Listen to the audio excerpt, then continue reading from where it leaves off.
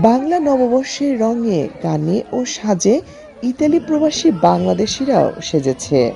রোমের খোলা মাঠসহ বিভিন্ন স্থানে বৈশাখের আনন্দে মেতেছিল নারী, পুরুষ ও শিশুরা। চেয়েছেন শঙ্কা ও যুদ্ধমুক্ত বিশ্ব, চিত্তে আনন্দ সুধা আর দেশের সমৃদ্ধি। আমরা আনন্দের সহিত এবং সকল দুঃখ যুদ্ধ সবকিছু ধুয়ে মুছে আমরা পরিষ্কার করে আবার নতুন একটা বছর শুরুর আমন্ত্রণে বাংলাদেশটা আমাদের সবার। আমরা চাই উন্নত, সুখী, সমৃদ্ধ একটি বাংলাদেশ। আয়োজনের পরতে পরতে ছিল বৈশাখের বর্ণিল সাজ। হরেক রকমের খাবারে যেন বাংলাদেশেরই হাজার বছরের এই ঐতিহ্য উৎসবের ঘ্রাণ আর স্পর্শ খুঁজে পান এই প্রবাসীরা। সবাই বাংলাদেশের সাজে সেজেছে, খুবই ভালো লেগেছে।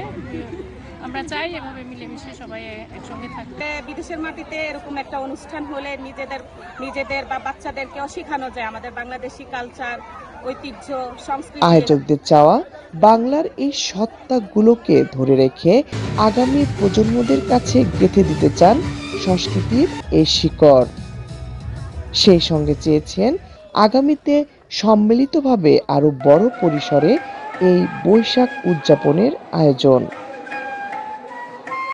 আমরা প্রবাসে আমাদের বাংলা সংস্কৃতিকে যেন ধরে রাখতে পারি, সেই জন্য আমরা প্রতি বছর বাংলা বর্ষবরণকে সুন্দরভাবে গ্রহণ করব এবং আমরা সবাই যেন বিদেশের মাটিতেও আমাদের নিজেদের সত্তা বাংলা এটা ধরে রাখতে পারি।